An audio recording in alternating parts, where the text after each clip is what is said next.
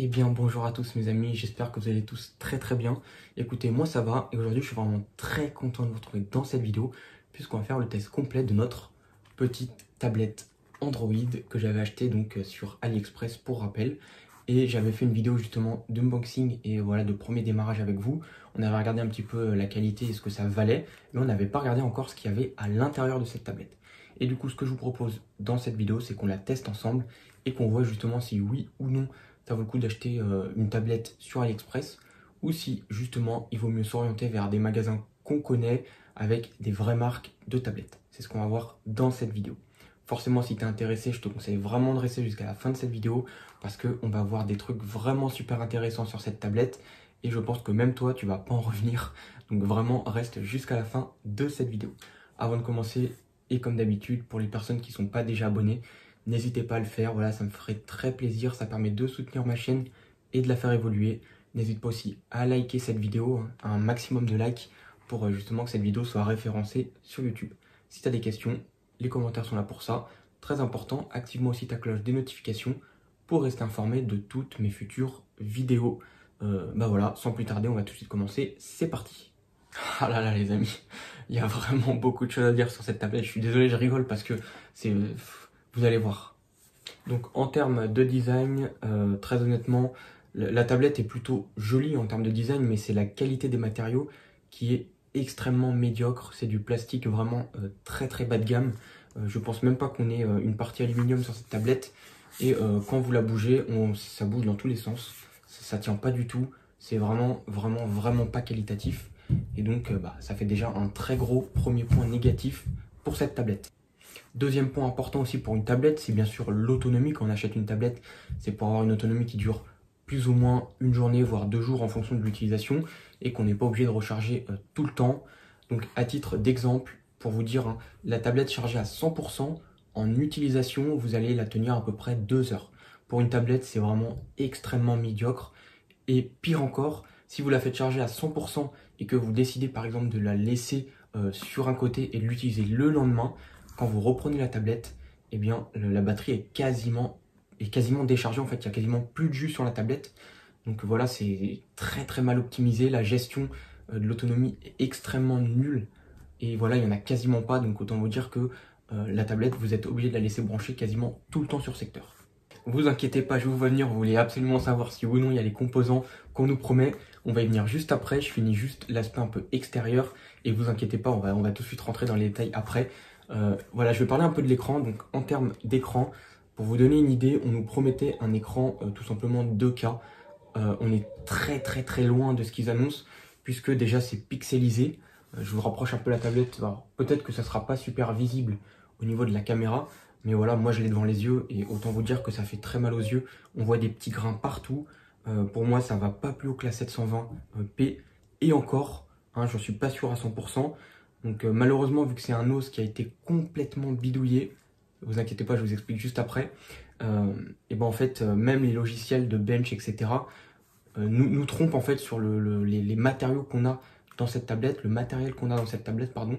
Donc vous allez voir, c'est vraiment incroyable. Donc du coup les amis, on va tout de suite commencer. Donc on va commencer par la RAM. Alors là, vraiment incroyable. On nous avait annoncé, si je me souviens bien, c'était 8 ou 12 Go de RAM. Donc sur le modèle que j'ai reçu, c'était 12.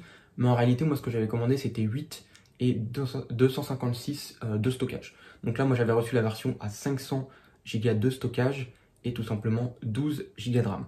Donc quand on allait justement dans les paramètres de la tablette, on voyait bien que on avait tout simplement 12 Go de RAM, qui nous annonçait 12 Go de RAM. Et j'ai décidé d'installer justement des logiciels de bench pour voir si réellement on avait toute cette RAM. Donc je vous montre là à l'écran, donc vous n'allez même pas pouvoir le voir je pense.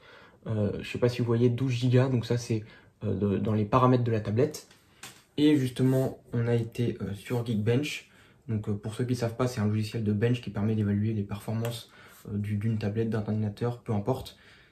Et grâce en fait à ce petit logiciel, j'ai pu découvrir des choses. Donc déjà, première chose, donc le modèle, voilà, T-Pad 5.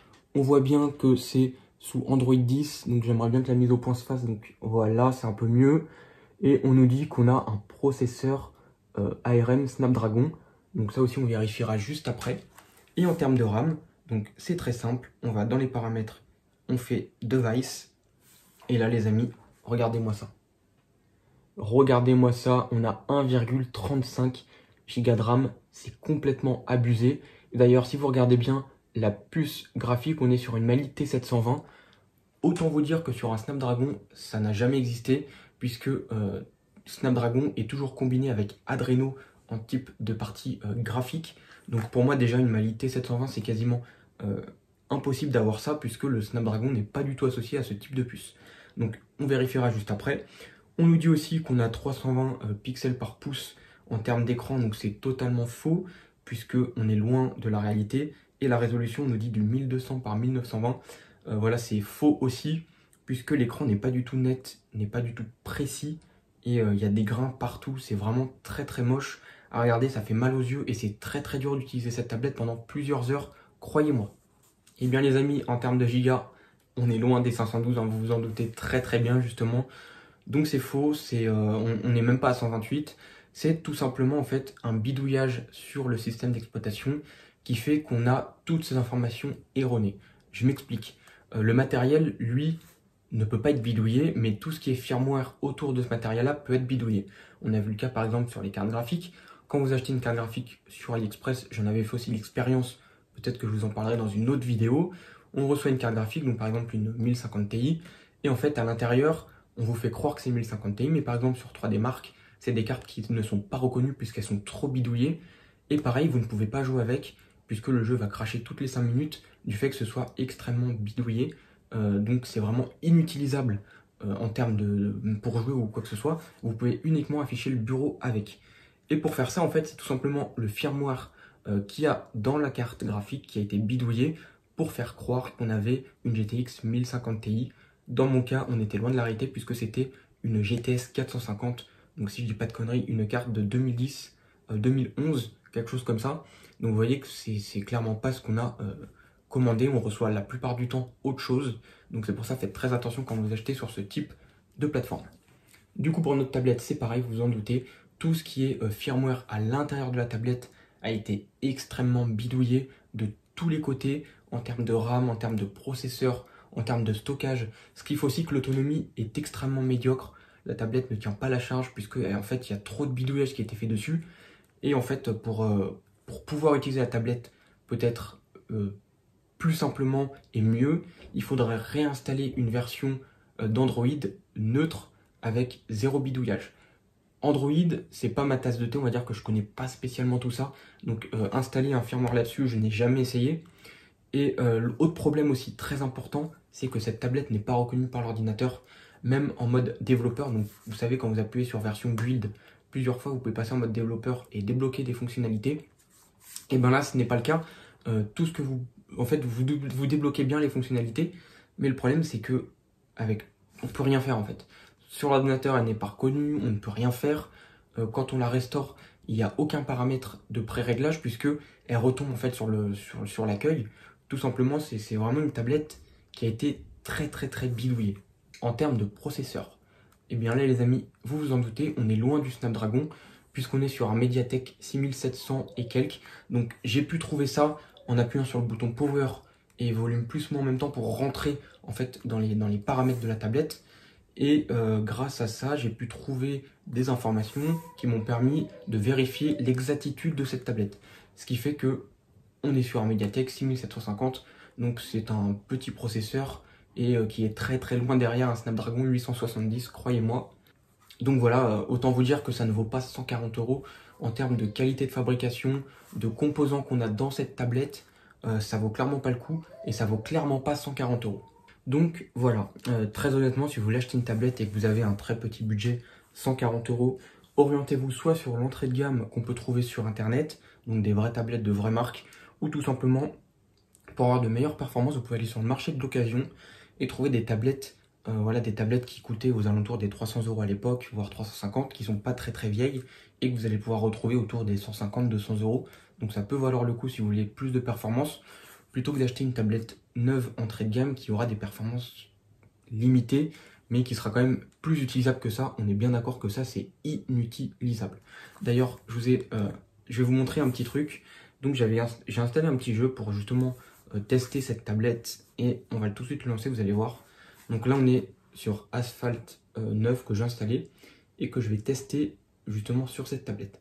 Donc le jeu se lance, il n'y a pas de souci, sauf qu'en fait après à un moment donné c'est inutilisable, on ne peut rien faire puisque la tablette est tellement à 100% de ses capacités que l'écran tactile ne fonctionne quasiment plus. On est complètement bloqué sur le menu, on peut rien passer, rien faire, et le jeu en fait, on peut pas le lancer tout simplement. Donc autant vous dire que si vous voulez jouer avec cette tablette, c'est clairement mal barré, puisque vous n'allez pas pouvoir faire grand chose tout simplement. Parce que voilà, je pense que quand on achète une tablette en 2023, c'est aussi pour pouvoir faire quelques jeux, s'amuser un petit peu. Donc si clairement on ne peut pas faire ça sur une tablette, aucun intérêt d'acheter une tablette tout simplement. Donc là regardez, le jeu est lancé, je suis sur le menu, et voilà, donc par exemple je veux faire, donc je suis un homme. Donc je clique dessus, rien ne se passe. Changer l'âge pour pouvoir passer. Donc vous voyez que ça marche pas. Je peux pas cliquer là. Ah, un petit truc qui s'est affiché comme vous l'avez vu, mais non, là, ça marche pas. Accepter, on peut pas. Ouais. Vous voyez que c'est complètement bloqué, on peut rien faire. C'est voilà. Ah, j'ai réussi à cliquer sur homme. Mais non, le reste, c'est pas facile. Hein. Ah, si. Hop, on s'en fout. Est-ce que je vais pouvoir accepter ça? Bon, vous le voyez, c'est clairement pas possible. Voilà, en 2023, d'avoir ça sur une tablette, c'est clairement pas possible. Donc très honnêtement, non, ça vaut pas le coup. Et d'ailleurs, ce que je vous propose, on va peut-être rigoler un petit peu. Je vais ouvrir la tablette et on va regarder comment c'est foutu à l'intérieur. Et on aura aussi des informations sur le processeur, puisqu'il faut savoir que le matériel, lui, ne peut pas être bidouillé. Donc si j'ouvre la tablette, forcément, on va pouvoir voir ne serait-ce que le processeur. Si voilà, c'est réellement un Snapdragon ou pas, vous allez voir. Ah oui, pendant que j'ouvre la tablette, chose que je n'avais pas évoquée, cette tablette est aussi compatible donc, avec une carte SIM, hein, donc elle a la 4G, etc., les réseaux cellulaires. Et on nous annonce qu'on a aussi la 5G. Donc ça, j'ai pas vérifié, mais inutile de vous dire que ça sert à rien d'aller vérifier, puisque déjà, si on a un MediaTek 6750, dans tous les cas, on n'a pas de 5G, donc aucun intérêt d'aller tester. Je vais mettre une carte SIM, il y aura bien écrit 5G, mais voilà, c'est bidouillé, hein, donc c'est pas la réalité. Donc c'est pour ça que ça ne sert à rien du tout. Donc ça y est, j'ai pu ouvrir cette fameuse tablette et on va regarder ce qu'on a à l'intérieur. Alors, voyons voir. Alors, je vous laisse admirer la qualité de fabrication. Donc comme vous le voyez, en 2023, c'est juste pas possible de recevoir une tablette comme ça. Voilà, c'est clairement pas qualitatif. En termes de batterie, cette batterie-là, ça doit coûter pas plus de 2 €. En termes de carte mère, une carte mère comme ça, c'est pareil, hein, ça vient de Chine. Hein. À fabriquer, ça doit coûter 5-10 €. Qu'est-ce qu'on a d'autre? Voilà, les haut-parleurs, tout ce qui est sur cette tablette est bas de gamme dans tous les cas. À produire cette tablette-là, je pense à produire que ça doit leur coûter entre 20 € et encore, je suis gentil, 20-30 €. Et ils revendent ça à 140 €, alors que ça, à la vente, ça vaut même pas 80 €. Donc voilà, c'est clairement prendre les gens pour des pigeons. Et je vous déconseille fortement d'acheter cette tablette d'ailleurs, et même toutes les tablettes que vous pouvez trouver sur AliExpress. Donc voilà, je suis en train de l'ouvrir un petit peu, donc je vais retirer les petites protections qui sont juste ici. Et on va essayer de voir ce qu'on peut trouver d'intéressant. Donc là, j'ai trouvé des petites puces. Donc alors désolé, hein, je vais essayer de voir un petit peu ce qu'on a. Donc voilà. On nous disait Snapdragon, ça sera peut-être pas vu au niveau de la caméra, mais sur cette puce-là, on a marqué MediaTek. Donc malheureusement, ça va être difficile pour vous de le voir. Mais voilà, on n'est pas du tout sur du Snapdragon, hein. Loin de là. Ensuite, qu'est-ce qu'on a d'autre? Tac, tac, tac. J'aurais bien aimé trouver la puce mémoire pour justement vérifier si on a, oui ou non, tout ce qui nous annonce en termes de stockage. Donc j'y crois pas une seconde. Donc celui-là apparemment s'enlève pas. Ouais, celui-là ne s'enlève pas, j'arrive pas à le retirer. C'est peut-être soudé ça, malheureusement. Et le Mediatek, excusez-moi, j'ai fait une petite erreur, c'est le Mediatek 6753V. Donc voilà, autant vous dire qu'on n'a pas la 5G sur ce processeur.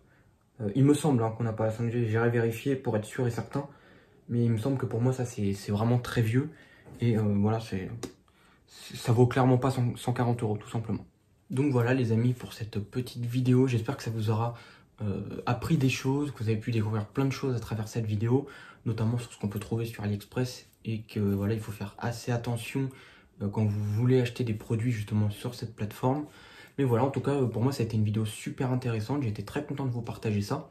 Et d'ailleurs si vous êtes connaisseur d'Android, n'hésitez pas à me dire comment on peut faire justement pour réinstaller un système propre et neutre, voilà, avec les vraies informations, on aura les vraies informations de la tablette sans avoir de trucs bidouillés tout simplement. Donc si vous savez, n'hésitez pas à me dire ça dans les commentaires et je serais vraiment très intéressé de faire ça avec vous. Donc voilà. En tout cas, c'est la fin de cette vidéo comme tu l'as compris. Si tu es resté jusqu'à la fin, comme d'habitude, je tiens à t'en remercier. Et dans ce cas, si tu n'es pas déjà abonné, n'hésite pas à t'abonner, ça fait toujours plaisir. Ça permet de faire évoluer la chaîne. Donc voilà, like cette vidéo si elle t'a plu. Et si tu as des questions, les commentaires sont là pour ça. Voilà, donc moi j'ai plus qu'à vous souhaiter une bonne journée ou une bonne soirée. Et puis on se retrouve à la prochaine dans une toute nouvelle vidéo. Salut les amis!